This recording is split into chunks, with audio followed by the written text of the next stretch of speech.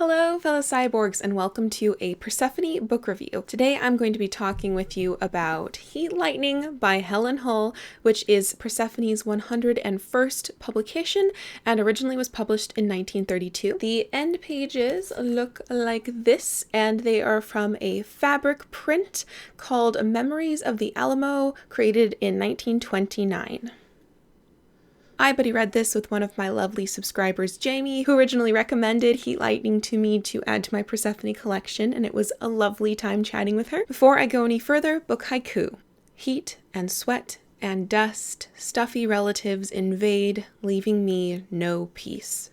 This book opens up with Amy returning to her hometown with her massive extended family for a week or two in the summer.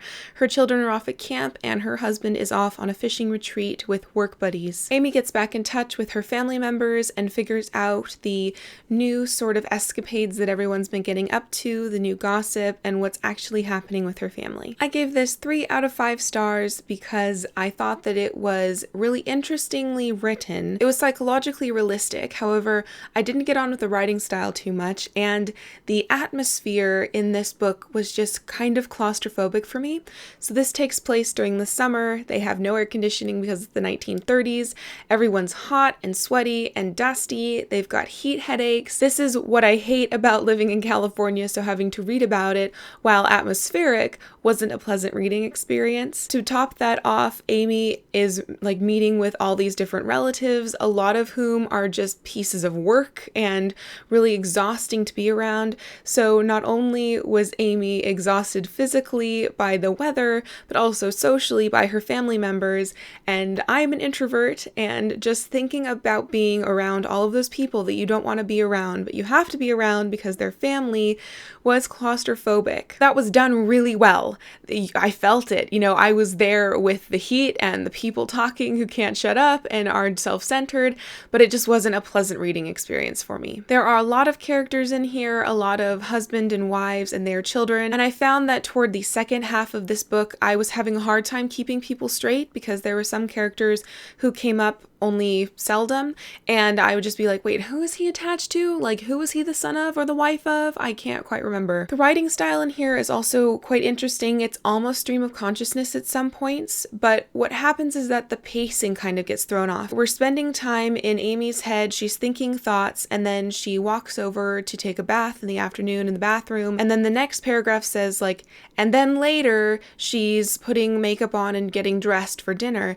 But if you didn't catch those 3 words and then later, you would be like, why is she putting on makeup? She's still in the bath. That's what I was confused. And there was a couple times where she would be detailing some inner monologue or some thoughts really, really highly, and then what the character was physically doing would just be scattered, and you'd be feeling jumping around and not quite knowing where people were standing. Are you sitting down now? So that really was confusing and disorienting.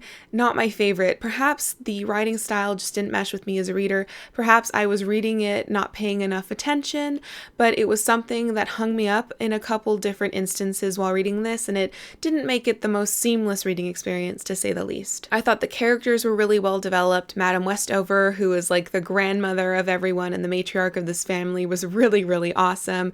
We also had a really interesting character, Harriet, who was a lesbian, but her sexuality did not dictate what her narrative within the story was going to be, and in fact it was just alluded to, but whenever Amy made judgments on Harriet, it had nothing to do with her lifestyle or sexuality choices. It was all just about Harriet as a human. There were quite a few characters that annoyed the crap out of me because they were just good for nothing and constantly just making the wrong decisions over and over again and expecting their family to bail them out. The fact that they irritated me so much means that they were written fairly well. There were also a couple characters in here, Curly and Lulu, which bring up interesting themes of how mental handicap in family members would be treated during the time period, and also how servants within these middle-class households would be treated during the time, specifically Slavic servants. Definitely a lot of really interesting interpersonal dynamics happening here, but for me, I just couldn't get over the fact of how comfortable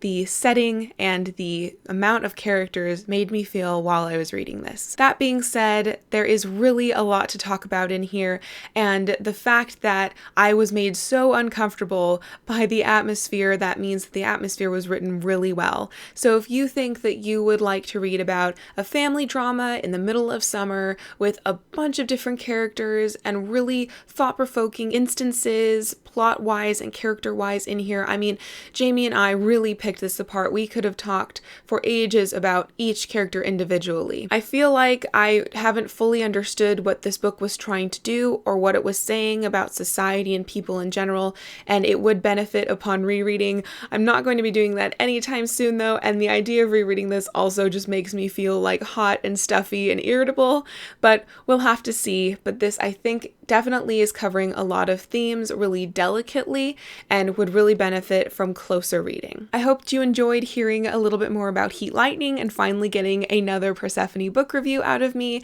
I still have quite a couple Persephones on my shelves, so hopefully you'll be seeing more reviews coming up soony. We'll have to see. Thank you for watching. Please let me know in the comments down below if you would feel as claustrophobic as I felt while reading this, or if you have a Persephone recommendation for me. I'd always love to hear more about Persephone. Until next time, please continue to be lovely.